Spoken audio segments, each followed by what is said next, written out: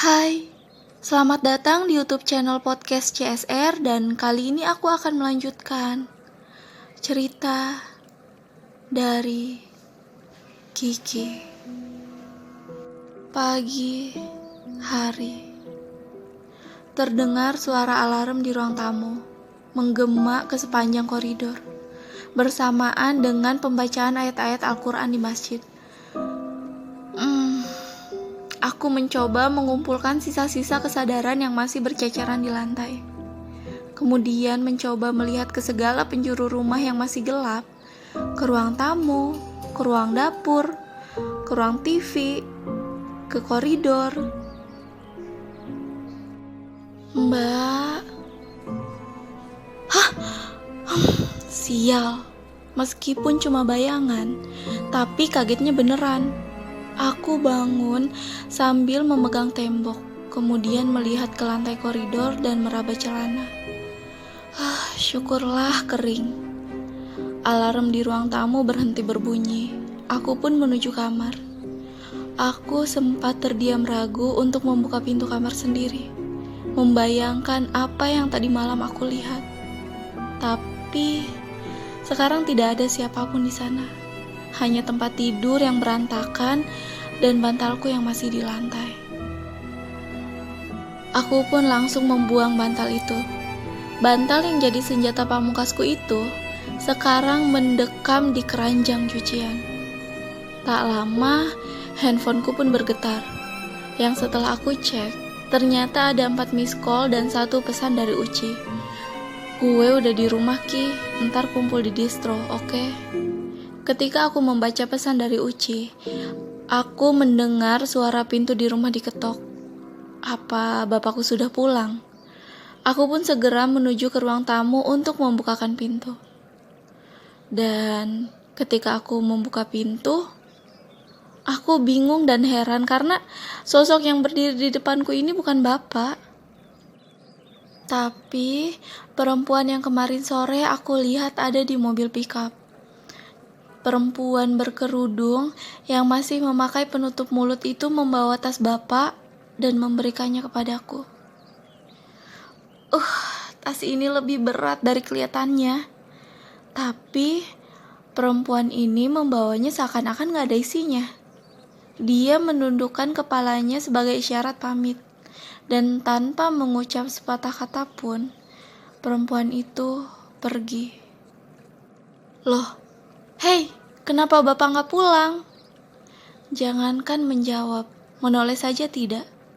Perempuan itu pulang mengendarai pick up yang sama seperti kemarin.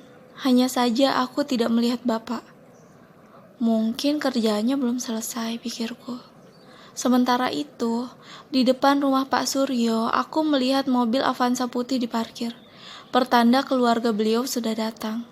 Mungkin setelah 2 hari tidak ada lagi kejadian aneh di kompleks ini, mereka menganggap keadaan sudah aman. Atau mungkin juga mereka percaya rumput di pintu rumah mereka bisa menghalangi teror dari anak Pak J. Aku masih penasaran, siapa yang punya ide untuk menggantung rumput di depan pintu? Entahlah, aku pun langsung masuk ke dalam rumah. Selesai menutup pintu dan kali ini tidak lupa mengunci pintu. Aku menarik tas berat ini ke kamar bapak.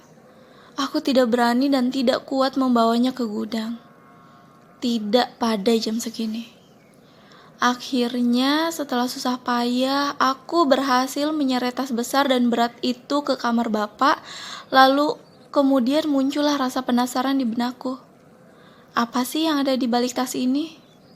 Tas yang berbentuk kotak seperti kulkas ini sudah lama sekali menarik perhatianku. Tapi aku tidak pernah berani untuk membukanya. Tapi hari ini beda. Aku merasa ada yang bisa aku pelajari dari melihat isi tas bapak. Akhirnya dengan tekad yang bulat, aku pun jongkok membuka satu persatu tali simpul yang mengelilingi tas itu. Sial, desainnya kuno banget. Kenapa gak diganti resleting aja sih? Kan lebih simpel. Gerutuku karena rasa penasaran aku harus tertunda gara-gara harus membuka tali simpul yang banyak sekali. Dan pada saat aku membuka tali simpul yang terakhir, tas itu pun terbuka menjadi 2 bagian dan menampakkan isinya yang hanyalah sebuah peti kayu besar. Aku meraba-raba permukaan peti itu yang terbuat dari kayu mahoni dan dipelitur dengan sangat indah, serta ukiran-ukiran aneh di seluruh permukaan peti, membuat peti itu terlihat seperti barang antik. Aku pun membuka peti itu dan di dalamnya ada beberapa barang bapak. Baju, sorban, tongkat kayu yang bercabang 4, bambu yang bentuknya mengukir seperti anyaman rotan, beberapa botol kecil ramuan atau jamu atau minuman, entah, aku tidak tahu, serta beberapa barang yang aku tidak tahu nama dan fungsinya. Ini doang. Aku pun menyerah karena tidak ada yang bisa aku pelajari dari benda-benda ini. Setelah membereskan tas bapak, aku langsung sholat subuh dan kembali tidur. Teori. Sekarang, kita kesampingkan dulu pembahasan tentang siapa dan dari mana asal anak-anak Pak J. Karena tanpa informasi atau data kependudukan, kita sama saja jalan di tempat. Sekarang kita bahas fenomena pencabikan di rumah Pak J yang terjadi beberapa hari setelah lebaran itu. Gue bertugas menampung pertanyaan atau pemikiran kalian, setelah itu kita cari tahu bersama jawabannya. Aku mulai dulu nih. Aku masih penasaran sama korban pencabikan yang katanya ada 3 orang itu. Dari info yang aku dengar, mereka bertiga masih hidup dan sampai sekarang sehat walafiat. Asih benar. Kalau apa yang terjadi di sana waktu itu sesuai dengan apa yang dideskripsikan Kiki dan Erna, maka kemungkinan mereka hidup sangat kecil. Karena dengan banyaknya daging mereka yang terkoyak, pastinya banyak juga darah mereka yang hilang. Sedangkan polisi dan warga yang baru menemukan mayat mereka beberapa jam setelah kejadian, tepatnya tengah malam saat rumah Pak J terbakar.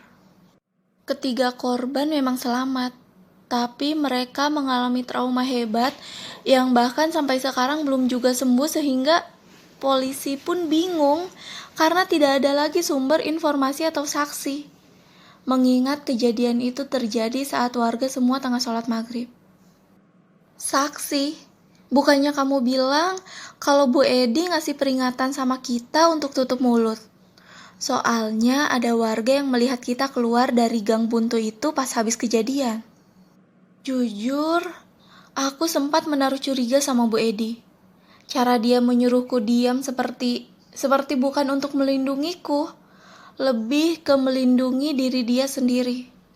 Dan juga bisa saja saksi yang melihat aku dan Erna adalah Bapak dan Bu Edi sendiri. Tapi untuk apa? Apa untungnya menyembunyikan kejadian itu untuk Bu Edi? Reputasi. Menjelang Pilkades 2010, Bu Edi gak mau banyak orang yang tahu kalau ada warga kanibal yang tinggal di RT yang dipimpinnya. Sedangkan Bu Edi tidak melakukan apa-apa sampai jatuh korban. Itu akan mempersulit dirinya yang mungkin berambisi jadi kades. Percuma. Memang tidak ada bukti kalau anak-anak Pak J yang melakukan. Tapi semua warga percaya kalau anak-anak Pak J yang menyerang Pak M dan kawan-kawannya serta menyebabkan kebakaran pada rumahnya. Berita ini bahkan sudah masuk koran. Jadi, reputasi apa yang mau dilindungi Bu Edi? Oke, masalah Bu Edi cukup sampai di sini dulu.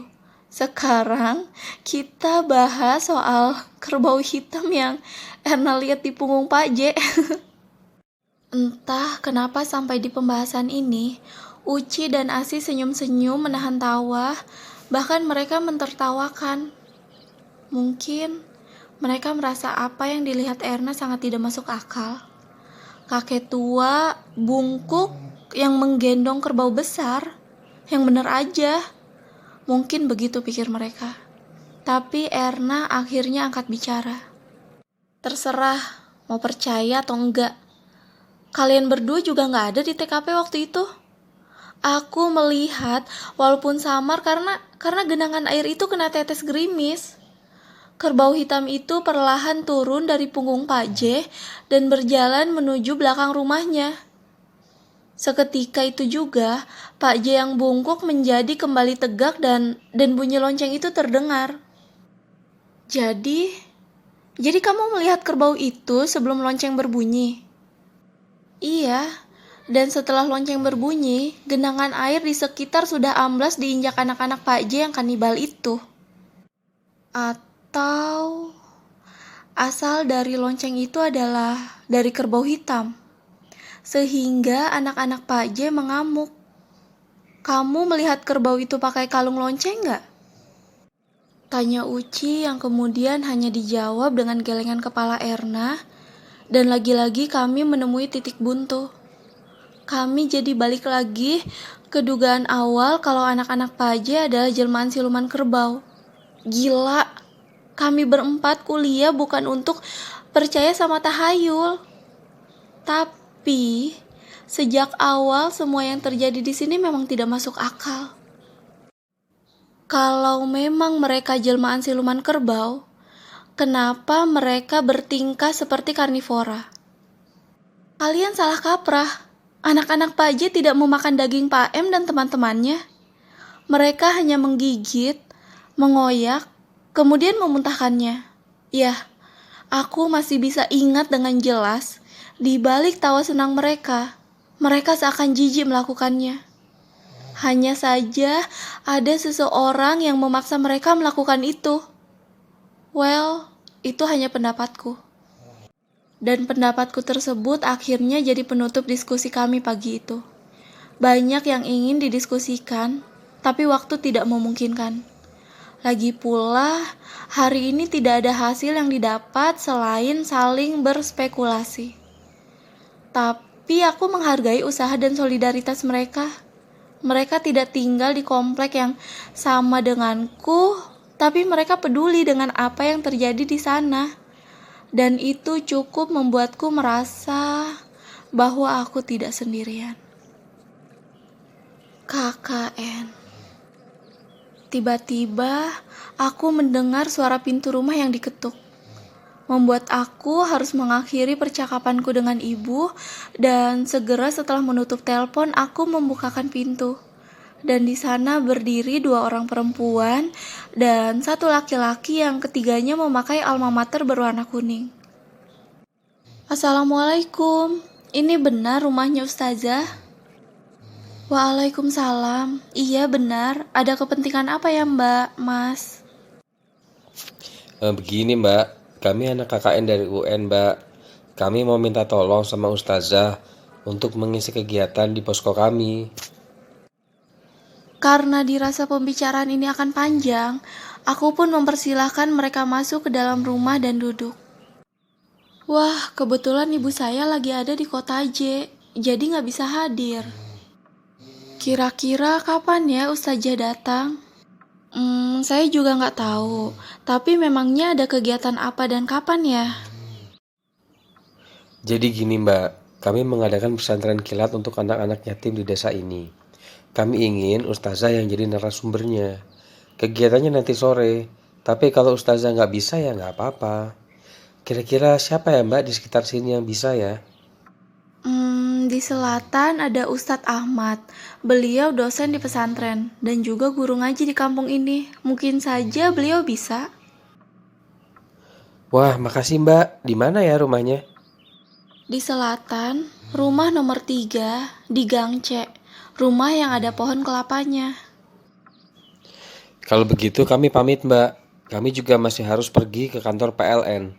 Soalnya posko yang kami tempati belum ada jalur PLN-nya Mbak. Nggak ada PLN. Emang posko mereka di mana? Tanyaku dalam hati. Mereka pun berdiri dan bersiap untuk pamit. Merasa bertanggung jawab karena sebenarnya mereka membutuhkan ibuku. Aku pun menawarkan bantuan. Atau gini aja, biar saya yang jemput Ustadz Ahmad. Beliau sudah sepuh dan gak mungkin jalan sendiri. Nanti biar saya yang antar ke posko kalian. Wah, makasih banyak Mbak. Kebetulan kami hanya ada satu motor, dan itu dipakai buat beli perlengkapan. Sekali lagi makasih banyak ya Mbak. Ah, nggak apa-apa. Hitung-hitung, saya mewakili ibu saya yang nggak bisa ikut berpartisipasi. Oh ya, posko kalian di mana? Di Gang Buntu, rumah paling ujung Mbak. Teman, Doni. Usai memarkir mobilku, aku pun membantu Ustadz Ahmad yang sudah sepuh itu untuk berjalan. Dalam hati, aku sempat ngomel. Harusnya kalau kegiatannya sekarang, 2 atau 3 hari sebelumnya, mereka sudah memberitahu narasumber dong, bukan dadakan gini. Dasar bocah.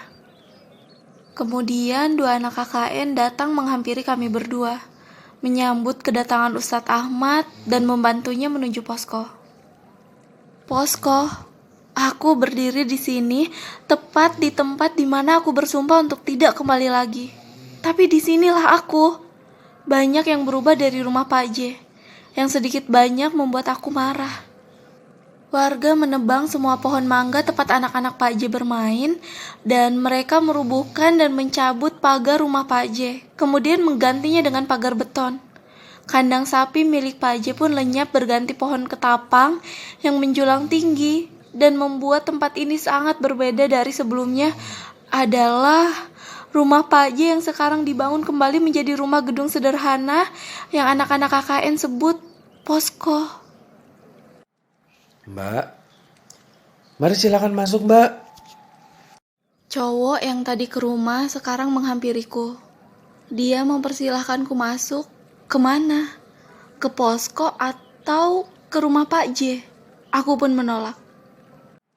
Oh, enggak, makasih. Saya cuma mau lihat-lihat aja. Oh ya, petugas PLN-nya gimana? Kok belum datang? Ya itu Mbak, mereka baru bisa kesini besok. Soalnya kami kesorean tadi kesananya. Akhirnya terpaksa malam ini kami gelap-gelapan. Aku nggak bisa membayangkan menginap di tempat ini tanpa ada listrik, walaupun cuma semalam. Kemudian suara ramai dari anak-anak peserta pesantren kilat ini memecah suasana. Mereka semua datang dengan penuh bahagia. Ada yang naik sepeda sendiri, ada yang masih diantar orang tuanya. Hampir semua anak tetanggaku hadir termasuk Aim. Aku jadi ingat Faza. Ibuku bilang mereka baru pulang minggu depan karena bapak masih belum mengizinkan mereka pulang. Ibu juga bilang kalau aku gak usah khawatir soal bapak. Beliau masih ada kerjaan yang sangat penting di luar pulau. Anak-anak ini berjalan melewatiku dan cowok itu yang sampai sekarang aku belum tahu namanya. Ayo semua cepat masuk ke posko sana. Sebentar lagi pembukaan mau dimulai. Seru cowok itu sambil memberikan aba-aba pada anak-anak untuk masuk. Dari cara dia berinteraksi dengan anak kecil, sangat nampak sekali kalau cowok ini mudah akrab dengan anak-anak. Saya suka anak kecil Mbak. Saya punya 3 adik dan 2 ponakan yang masih kecil di rumah. Saya sedih karena sekarang harus jauh dari mereka. Tapi saya senang karena ternyata di kampung ini juga banyak anak kecilnya. Jadi karena itu kamu bikin kegiatan ini? Awalnya saya kasihan karena ternyata di desa ini juga banyak anak yatim. Bukan cuma gak punya orang tua, mereka juga gak punya rumah. Hah? Gak punya rumah? Tanyaku dalam hati. Aku heran, di desa ini sih ada anak yatim. Tapi kalau anak jalanan atau gelandangan sih kayaknya gak ada pikirku. Iya Mbak, ada nih 3-5 anak yang sering kesini. Mereka bilang bapaknya baru aja meninggal dan sekarang diasuh oleh kakaknya. Kondisi mereka memprihatinkan, kurus dan maaf Mbak, cacat. Makanya setiap kali mereka kesini, saya selalu kasih mereka makanan. Dari situ saya punya ide buat ngadain pesantren kilat. Tapi kok mereka nggak ikut ya? Padahal saya sudah nyebarin semua undangan. Aku termangu melihat wajah cowok ini. Bukan karena wajahnya, tapi karena apa yang diucapkannya barusan. Aku yakin, seyakin-yakinnya anak-anak yang dia maksud adalah anak-anak Pak J. Dan berbuat baik pada mereka berarti harus siap menanggung resikonya. Aku melihat ke posko yang sekarang ramai dengan anak-anak kecil, membayangkan mahasiswa-mahasiswa ini harus menginap di tempat yang asing baginya, tanpa adanya penerangan dan harus mendapatkan kunjungan dari anak-anak Pak J yang mungkin akan meneror dia dan anak-anak KKN lainnya. Mungkin ini pertama kalinya bagi anak-anak itu meneror orang lain di rumahnya sendiri. Salah seorang temannya yang berada di posko pun memanggil cowok ini. Dia pun berpamitan. Maaf ya Mbak, saya tinggal dulu. Sekali lagi makasih Mbak. Oh iya, nama saya Doni. Panggil Doni aja Mbak. Cowok ini pun bergegas pergi meninggalkanku. Yang masih setengah bingung. Sambil masih melihat ke arah posko, aku berbisik. Jaga diri kalian baik-baik. Teror. Aku pun melesat dari kota pulang ke rumah. Gara-gara jadwal kuliah yang molor, aku jadi harus pulang telat. Sesampainya di kampung, bukan rumah yang aku tuju, tapi posko KKN. Aku nggak tahu berita apa yang akan aku dapat di sana. Aku juga nggak tahu apa yang sudah Doni dan kawan-kawannya lalui semalam. Karena beberapa kali pun Bapak meyakinkanku bahwa mereka adalah anak-anak biasa. Tetap saja, apa yang mereka lakukan pada warga adalah tindakan yang tidak normal. Dan akhirnya aku sampai di posko. Aneh, keadaan di posko biasa saja. Anak-anak kecil, peserta pesantren kilat juga masih terlihat asik main. Karena acara belum dimulai. Peserta KKN yang lain juga masih beraktivitas dengan normal. Wali murid yang menunggu anaknya di halaman juga terlihat bercanda satu sama lain. Seperti tidak terjadi apa-apa di sini. Aku pun mendekati posko. Dari luar aku bisa melihat Doni tengah sibuk mempersiapkan acara. Seperti tidak ada apa-apa tadi malam. Melihat kedatanganku, Doni pun segera menghampiri. Assalamualaikum. Waalaikumsalam. Jawabku canggung. Karena gimana pun juga harusnya aku yang mengucapkan salam terlebih dahulu. Aku kan tamu. Dan belum hilang rasa canggungku, tiba-tiba aku bertanya. Kamu gak apa-apa kan? Tentu saja, Doni jadi salah tingkah. Tapi dia berusaha tenang, mungkin agar aku tidak merasa malu. Ya aku nggak apa-apa Mbak. Kenapa emangnya? Gila, ngomong apa aku? Aku pun langsung mencari alasan untuk menutupi pertanyaan bodohku ini. Enggak, gini maksudku, kamu gak butuh bantuan apa-apa. Semacam sumbangan gitu. Apaan? Sumbangan? Dikira dia tukang minta-minta apa? Dari kejadian ini aku berpikir dalam hati. Harusnya di pesantren diajari cara ngomong yang baik sama orang baru. Beruntungnya Doni mengerti maksudku. Dia hanya tersenyum. Iya nih Mbak, sebenarnya kami kekurangan konsumsi. Orang yang bertugas beli konsumsinya lagi jemput Ustadz Ahmad. Dan kalau harus bolak-balik, kami takut nggak sempat waktunya. Mungkin Mbak bisa bantu kami. Aduh sebenarnya nggak enak sih.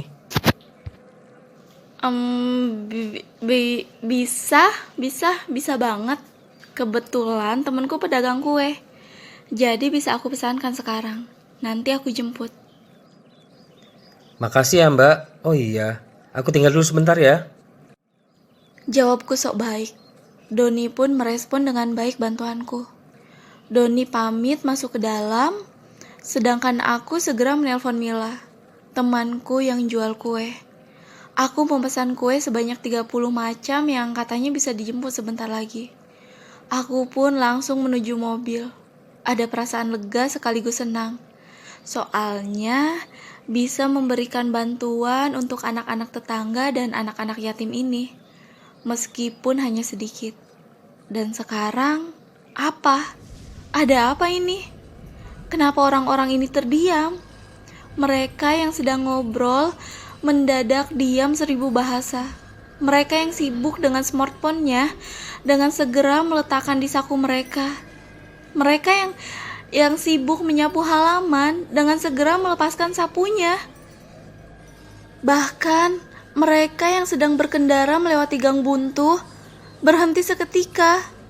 Dan ketika aku bingung dengan keadaan ini, aku lebih dibuat bingung lagi dengan langit yang mendadak mendung. Dan apapun yang orang ini lakukan barusan, sekarang mereka serempak melakukan hal yang sama. Menatap langit di belakangku. Aku pun menoleh ke belakang, ke arah posko, atau lebih tepatnya ke arah langit di atas posko. Pantas saja semua orang mendadak bengong dan langit mendadak gelap. Karena saat ini, kepulan asap hitam pekat tengah menghiasi langit di atas posko. Tidak ada api, tidak ada tanda-tanda kebakaran. Dan setelah cukup lama melihat, barulah aku sadar. Kepulan asap ini berasal dari belakang posko. Tanpa pikir panjang lagi, aku langsung berlari menuju ke arah di mana asap itu berasal.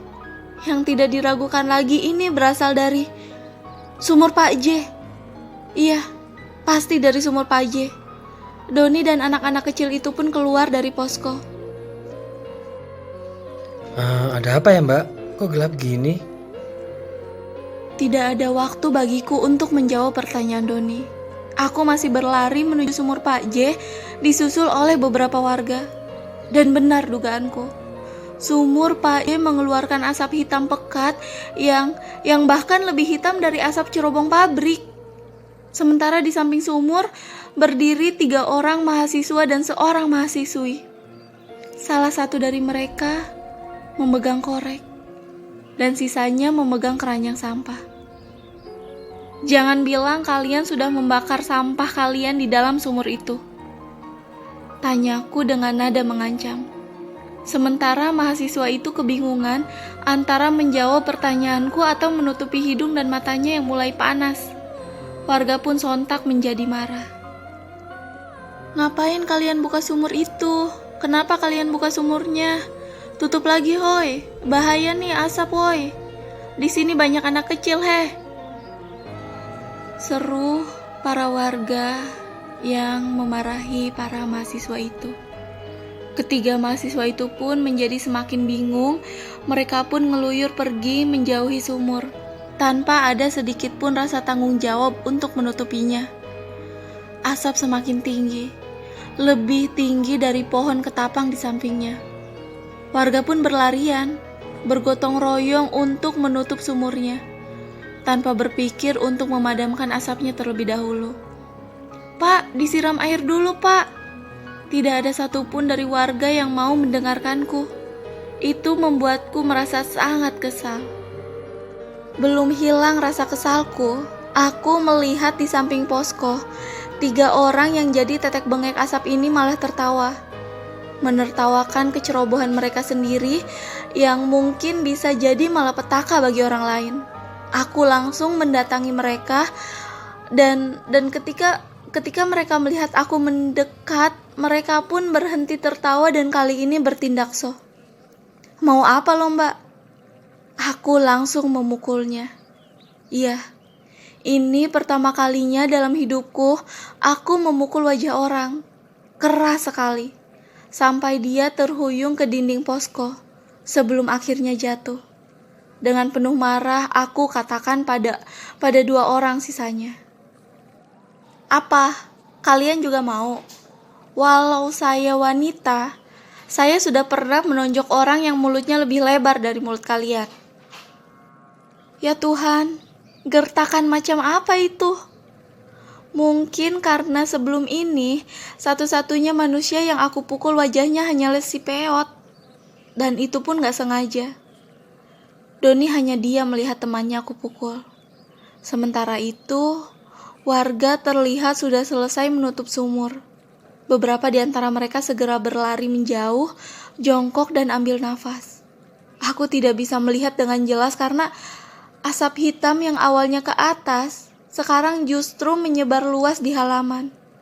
Tapi itu tidak berlangsung lama, karena perlahan asap hitam itu semakin menipis, dan hilang.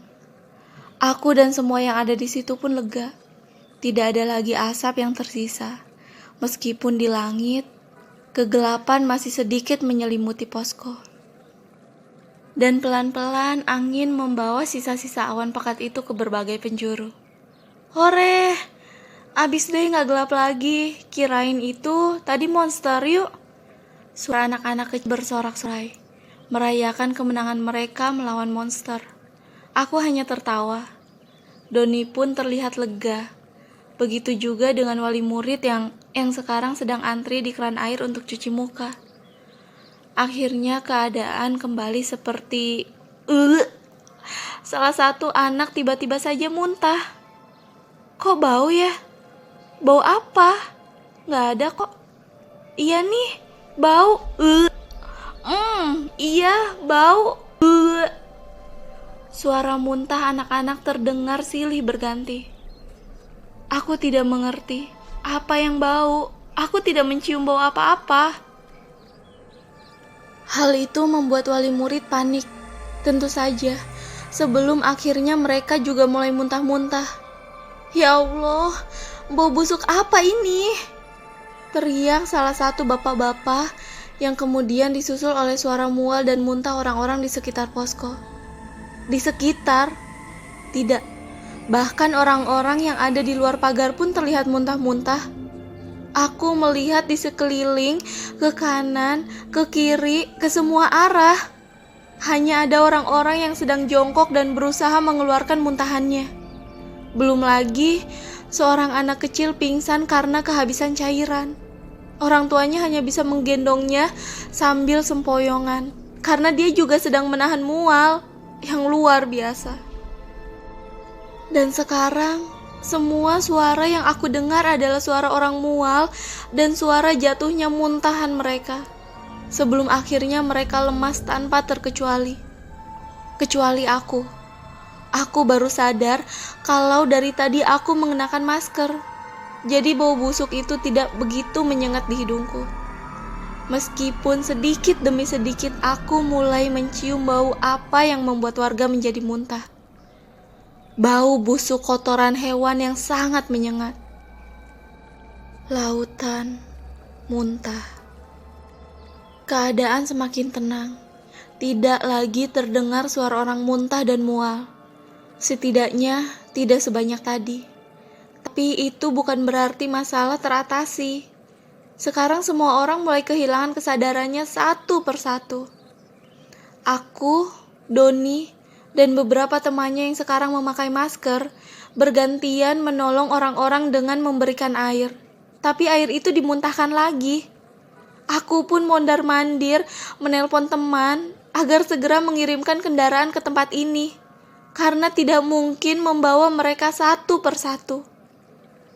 Sial, ini semua gara-gara kalian. Aku berhenti marah karena ketiga orang penyebab kekacauan ini sekarang sudah tidak sadarkan diri. Doni berusaha menenangkanku, tapi tidak berhasil.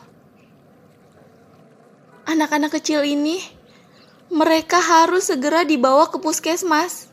Dan ini sudah hampir jam 4 sore. Puskesmas pasti tutup. Aku mulai emosi, tapi tidak tahu pada siapa. Dapat aku rasakan tanah mulai basah gara-gara muntahan warga dan anak-anak. Dan bau muntahnya menambah busuk aroma sekitar. Tak lama, sebuah mobil pun datang dan segera masuk ke halaman. Kemudian Asih, juga beberapa warga yang mengenakan helm dan masker pun keluar. Mereka segera menggotong warga yang pingsan dan lemas. Sorry Ki, lama. Kami kesulitan masuk gara-gara banyak orang yang duduk lemas di pinggir jalan. Ucap Asih kepadaku. Gak apa-apa, utamakan anak kecil dulu. Kami pun bergotong royong menaikkan anak-anak malang ini dan beberapa orang yang sudah kritis ke mobil. Ketika sudah dirasa penuh, mobil itu pun langsung berangkat. Aku ikut naik di pick up bersama Doni dan 2 orang temannya. Sedangkan 3 orang teman sisanya menunggu mobil selanjutnya datang. Sebentar lagi mobil kedua datang. Kalian tunggu aja di sini. Kita ketemu di puskesmas. Teriak Doni. Sedangkan teman-temannya hanya mengangguk lemas. Keluar dari gang buntu, mobil pickup hitam ini pun melaju cepat menuju puskesmas. Aku merasa iba melihat anak-anak kecil ini tergeletak lemas. Aku tidak bisa membayangkan kalau Faza jadi pulang kemarin. Mungkin dia juga akan mengalami hal yang sama. Tiba-tiba, HP-ku berdering. Mila, si penjual kue, menelpon. Tapi saat aku mencoba menjawab teleponnya, tiba-tiba mobil ini ngerem mendadak, sehingga handphoneku dan badanku juga jatuh. Sialan, bisa nyetir gak sih? Aku dan beberapa mahasiswa yang jatuh segera bangkit. Dan kami berdiri hanya untuk menyaksikan pemandangan yang luar biasa, yang mungkin tidak pernah terjadi di desa ini sejak dulu. Aku meraih HP-ku dan menjawab telepon Mila. "Sorry Mil, aku gak bisa jemput kuenya sekarang." "Kenapa?" jawab Mila. "Karena sepertinya aku harus antri berhari-hari di puskesmas," ucapku sambil tertegun melihat antrian panjang warga di puskesmas yang mengular. Bahkan sampai ke jalan dan menyebabkan macet. Belum lagi suara teriakan warga yang kesakitan semakin membuat suasana mencekam. Bau yang keluar dari sumur itu bukan hanya tersebar ke satu kompleks, tapi ke seluruh desa.